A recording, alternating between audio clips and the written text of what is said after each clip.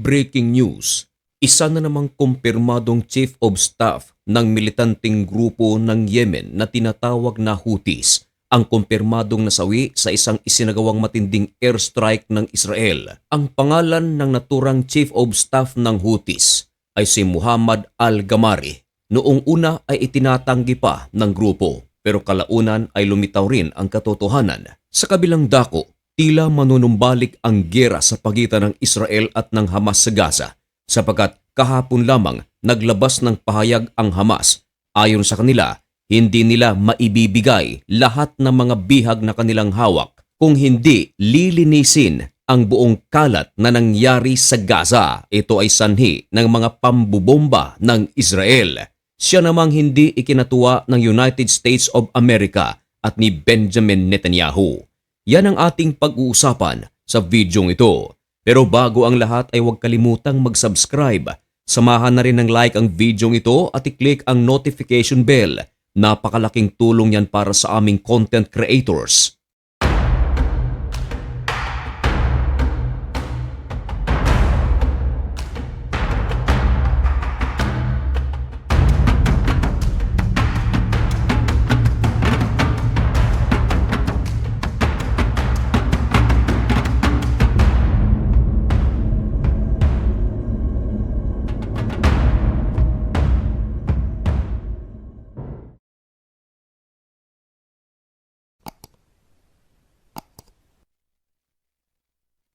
Maligayang pagbabalik mga kaibigan. Kumusta kayong lahat? Ngayon ay October 17, Biyernes 2025 at nagbabaga at napakabagong balita ang ating ihahatid sa inyo.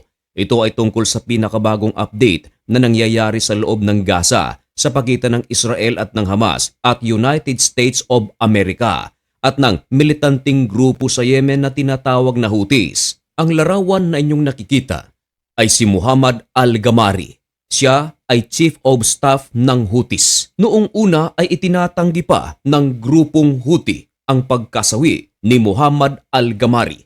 Pero kahapon lamang ay lumabas ang balita at inamin na rin mismo ng Houthi na ang kanilang Chief of Staff ay nasawi. Ito ay nasawi dahil sa matinding airstrike na isinagawa ng Israel sa Yemen noon pang June 14. Can you imagine mga kaibigan, matagal na, June 14 pa. Ano na tayo ngayon? October na. Matagal itong itinatago ng Houthis sapagat iniiwasan nila ang malaking kahihiyan dahil lumalabas na hindi nila kayang salagin lahat ng mga airstrike ng Israel. Ayon sa ulat ng The Jerusalem Post, inamin hindi lang ng Israel ang pagkasawi ni al-Gamari. Ayon sa ulat, nasawi ito habang nagkakaroon ng digmaan ang Israel at ang Iran. Meron kasing mga pagkakataon na habang inaatake ng Iran ang Israel ay umaatake rin ang Houthis. Pero gumaganti naman ang Israel. At sa paghiganti ng Israel, nasawi pala itong si al-Gamari. Hindi ito inamin ng Houthis. Siya ay isang senior military official na sinusuportahan ng Iran. Sa pagkasawi ni al-Gamari, nangako ang Houthis. Ayon sa kanila, ang kanilang giyera sa Israel ay hindi pa natatapos. Nangangahulugan ito mga kaibigan na meron pang isasagawa na mga susunod na pag-atake ang Houthi kontra Israel. Pero sinabi naman ng Israel, handa kami. Ito ay sa pamamagitan ng Defense Minister ng Israel na si Israel Katz. Dako muna tayo mga kaibigan sa balita sa pagitan ng Israel at ng Hamas at ng United States of America sa latest update sa Gaza. Galit na galit si President Donald Trump dahil sa mga pahayag na binitawan ng Hamas. Ayon kasi sa Hamas, hindi nila ibibigay lahat ng mga bihag na kanilang hawak hanggang sa ang buong Gaza ay malinis. Tinutukoy ng Hamas ay ang mga debris ng mga buildings na nawasak during the War of Israel and Gaza or Hamas. Binulbos kasi ng Israel ang halos lahat ng mga buildings na nasa Gaza. Ayon sa ulat ng The Times of Israel na merong title, Hamas claims it can't return remaining hostages' body without equipment to clear rubble. Isa na naman itong hirit ng Hamas. Take note mga kaibigan, ang kasunduan ng Israel at ng Hamas ay ibibigay lahat ng mga hostages at ng prisoners naman ng Israel. Nagkasundo sila na magpapakawala sa eksaktong oras at date. Pero sa pagkakataong ito ay tila kumakambyo ang Hamas. Marami ang mga nagsasabi, meron ding mga kumalat na balita na kaya ito ginagawa ng Hamas dahil ang katotohanan, hirap silang ma-retrieve ang iba sa mga katawan ng mga hostages na wala ng buhay. In short mga kaibigan, hindi nila alam kung nasaan ito. Meron pang ang mga katawan na ibinigay ng Hamas sa Israel. Pero napag-alaman ng forensic examination ng Israel na hindi pala ito mga katawan ng mga Hudyo. Kaya dahil dito ay galit na galit ang Prime Minister ng Israel na si Benjamin Netanyahu.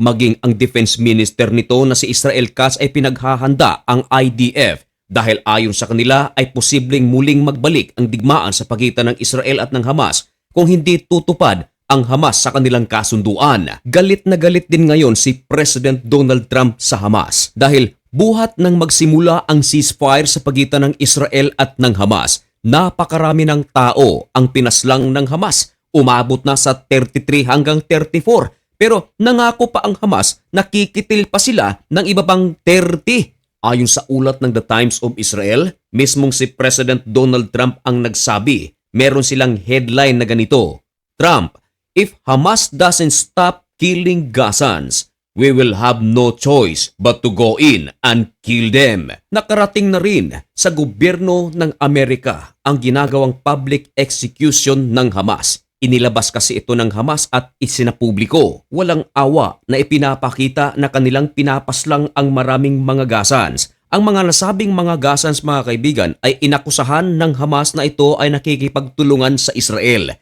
Nagsisilbi silang mata at tenga ng gobyerno ng Israel. Ang larawan na inyong nakikita ay bahagi ng nasabing video na inilabas ng Hamas na kung saan ay nagsasagawa sila ng public execution. Pasensya na, kailangan ko itong i-blurry para iwas restrict tayo mga kaibigan. Alam nyo na napaka-stricto kasi ng platform na ito. Kaya ayon sa mga eksperto, napakalaki ng possibility na muling magbabalik ang gyera sa pagitan ng Israel at ng Hamas dahil sa mga ginagawa ng Hamas. Pero ang malubha mga kaibigan, hindi lang ang Israel ang magiging kalaban ng Hamas, kundi maging ang United States of America. Dahil ang United States of America ay isa sa mga sponsor ng ceasefire na ito at nangangamba pa na baka maging Arab countries ay maging kalaban na rin ng Hamas katulad ng Ehipto, United Arab Emirates kasi kasama sila na lumagda, kasama silang naging mediator upang maganap ang naturang ceasefire.